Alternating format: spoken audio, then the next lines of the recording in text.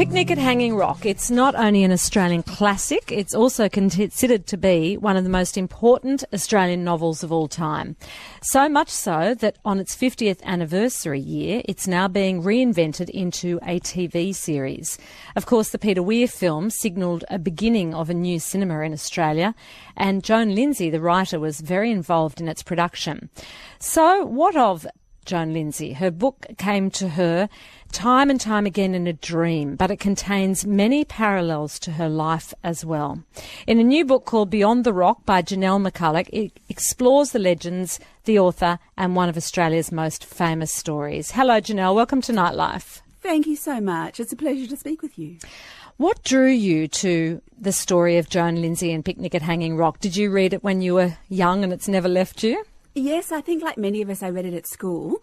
I went to a girls' school that was much like the school that this novel is supposedly based on, and we read it, and it really did resonate with me. And then I became a journalist. I moved to London, but it always, I think because it's such an Australian story, it always stayed with me when I was living overseas. And when I came back, and I don't know why, but I thought I must have seen the book in a bookshop or something, but I thought, I'd love to read that again. And by this time I had a bit of I'd had many years' experience as a journalist, and I had a journalist's instinct that there might be more to it because I'd done a little bit of research. But I still had a bit of a skeptic's hat on, and I thought, well, let's see where this research takes me, never thinking it would be 5 years down the track before I actually had a book of my own. All right. Well, look, we'll talk about Joan Lindsay and her life, but tell us how she wrote this book, because she'd always wanted to write the great Australian novel, and she set out at 69 to do just that. But she wrote it like a demon possessed. There was almost something mystical about how it came to her and how she wrote it. It was. She wrote it in a series of several weeks, but it came to her in a dream, and she dreamed the plot sequentially. So each chapter sort of came to her night after night, which, would be a wonderful way to be able to write. But she'd had the idea for a book about Hanging Rock for many, many years, but she didn't quite know how to structure it. And the dream really crystallized the plot. So she'd always wanted to write a book. She'd always wanted to write the great Australian novel. But this dream that she had when she was 69, almost 70, just brought it all together, and because I guess she felt that time was running out, and she certainly would have realised that she was getting older and time was getting on. I think she just kind of thought, this is my great opportunity to write this novel that I've always wanted to write. And she wrote it in 2 weeks, and every night the dream came. So, I mean, she was a bit of a mystic and a spiritualist, as you reveal in your book. Was it kind of a revelation? Where did she think it was coming from? So many people I would have thought when I put this in the book that nobody would be interested in that part of her personality, but everybody asks about this. She certainly had an ability, and lots of people have confirmed that. Peter Weir said he certainly believed she had an ability. She was a mystic. She could see things in the landscape, much like many Indigenous Australians can, that we can't. She could see things, beyond what we can see. I think, and I've actually, since my book has come out, I've spoken to people who knew Joan Lindsay who have sort of come forth. And they said that she actually had this ability right from when she was a young girl. So she had it all her life, but I don't think she felt she could tell many people. She certainly didn't want to tell or talk about it in front of Dale, because he was a skeptic and he didn't really like Dale Lindsay didn't like talking about it. So she really repressed it.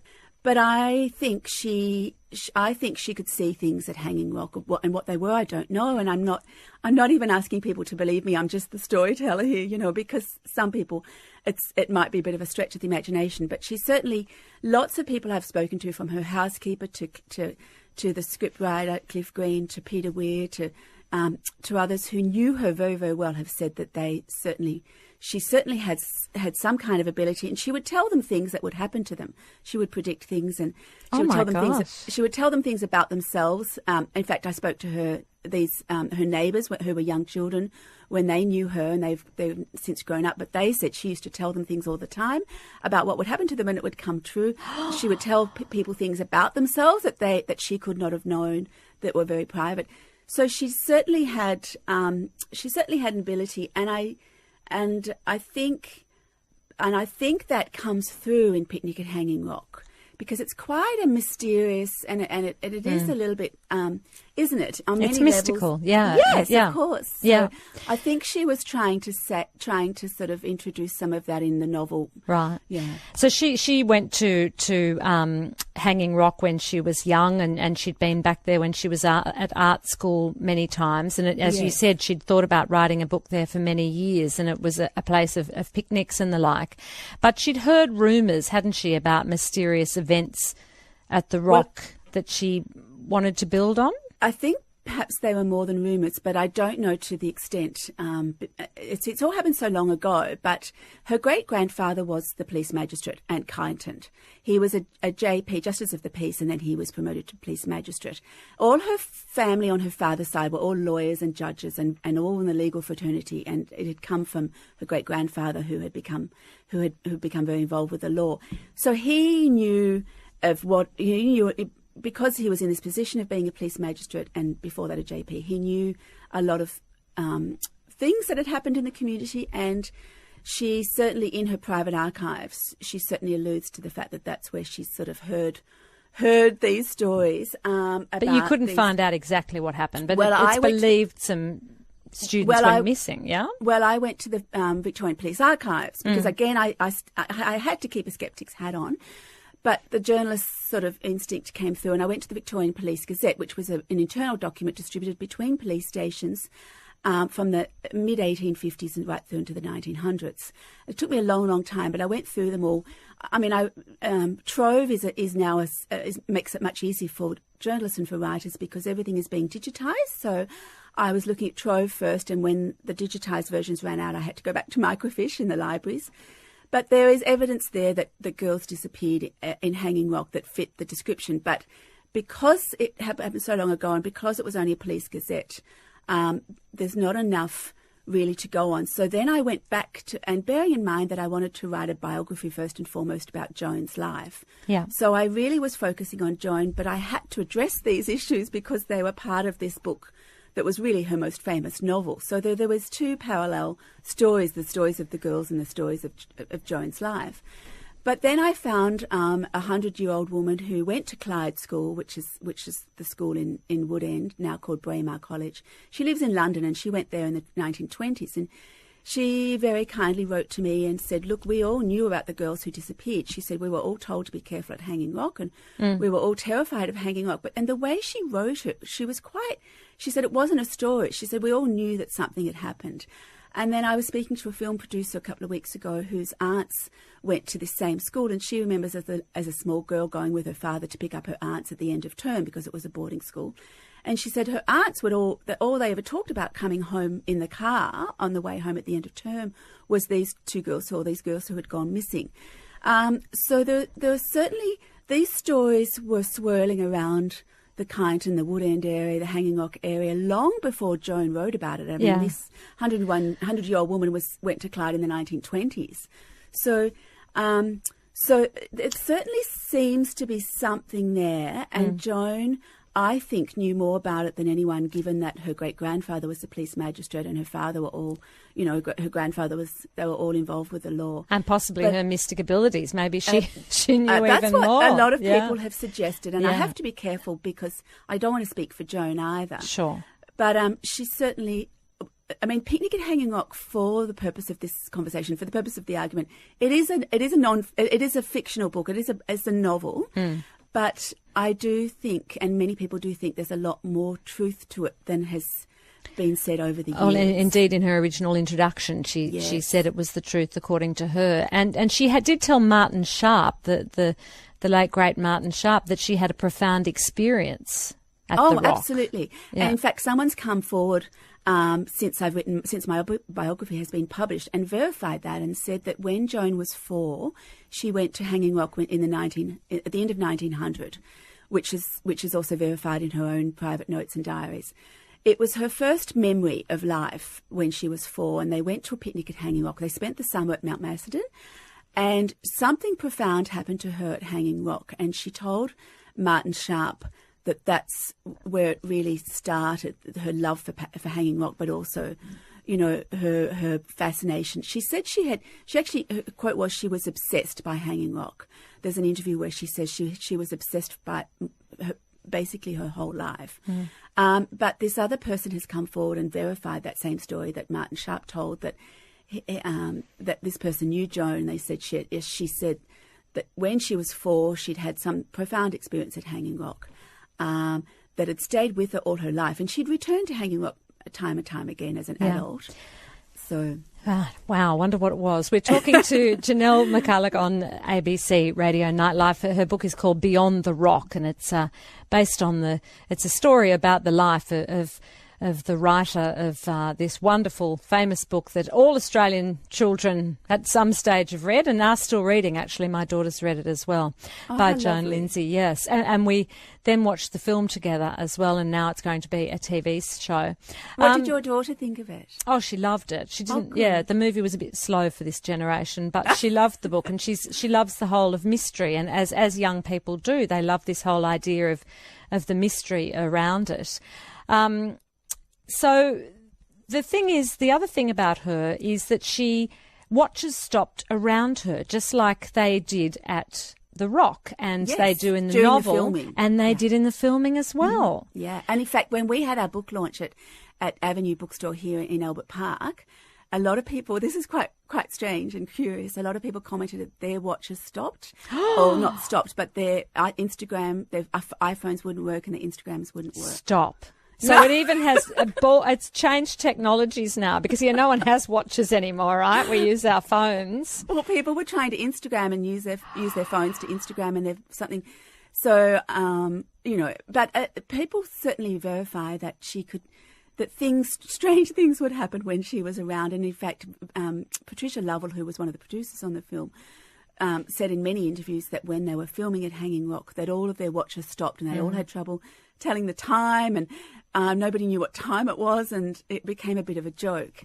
And that was sort of, some people say that's because of Hanging Rock as well, because it has this magnetic field. Well, it's sort of, they don't really understand it, but the geology of it. There's a road near Hanging Rock that is a very strange road, but that's more of an optical illusion, where you feel like you're driving down and the car goes uphill by itself.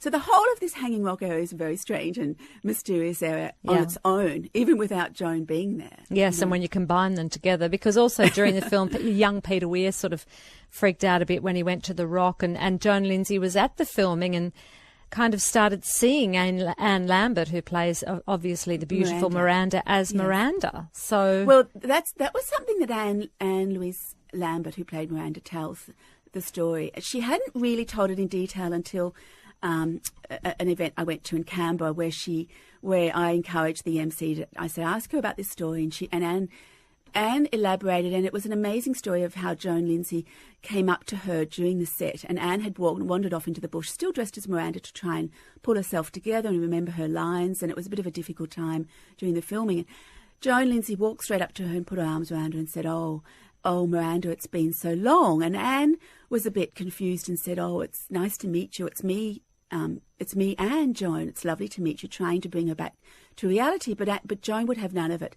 And Anne said it was a very authentic, the moment was very real. It seemed to be very real for Joan, that she obviously had regressed to something had happened to her that was in the past.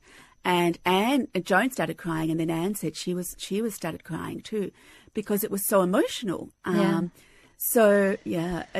remains to be seen what had actually happened. But certainly there was even Cliff Green, the scriptwriter, said that he believes that something, and Peter Weir has said also that he believes something had happened to Joan in the past. I don't think she went missing, but I do think she must have had some kind of experience that has profoundly affected her. And she also loved women as well as men, and there's a lot of repressed sensuality and sexuality and love between the girls in the Rock. So you can see all the parts of her life coming together, can't you, in this? And she couldn't have children because she'd had a termination. And from then on, she'd become infertile, which must have been devastating, and it was to her. She said that in her notes and her diaries, particularly given it was the Edwardian era and women were expected to have families. And so the fact that she didn't have children and she was devastated, she also offered to adopt one of the McCubbin children, Frederick McCubbin's family, and they said no.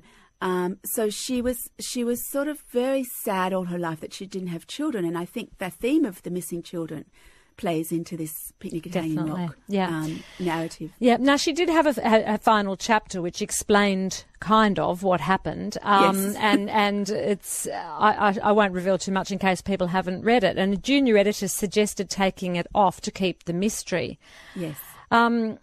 So and obviously that's been a huge part of the book's love, is its mysteriousness, and it doesn't have truly an ending. Absolutely. But what clues does the ending give you about her and her life and her imagination, but also her reality? Well, it's strange because that last chapter is very different to the rest of the book. Yeah. It's very esoteric, and it sort of goes off into this quite a spiritual realm. It's a bit hard to even read. I think she was really alluding to many things that she was fascinated by, the indigenous stories and the dreams time, but I think she was also trying to put a little bit in about her she was very spiritual on many levels. I mean, she believed in Mother Nature and she believed in all kinds of things. She didn't necessarily believe in God, but she certainly believed in lots of other things. And I think that final chapter was perhaps her trying to say to everyone, keep an open mind, because we don't know. There's a lot of things that exist in the world that we don't quite understand. And she loved a mystery. She loved ambiguity, and she loved being enigmatic herself. And I think that final chapter, she was just really saying to the world, there's lots of mysteries out there. But it was a good idea to delete it, because it really didn't, unless you sort of knew Joan and unless you knew what she was getting at, it didn't really make sense. Well, it raises a lot of questions as well. It doesn't neatly wrap it up into a bow. No. It brings up, she could have written a whole other book about what she brings up in that. But why do you think it's a story that's still, given it's about time, it still stands as test of time, doesn't it? Oh, well, it's a beautiful poetic ode to Australia. I mean, it really is one of our great Australian novels, because it captures Australia, it captures our landscape and our spirit, captures our struggle with this place, and how we've learned to live with it and to love this great country, and all of it. It captures the class system. It captures all of these wonderful things that we've kind of learned over the years and adapted. And I think, I mean, it even looks really at,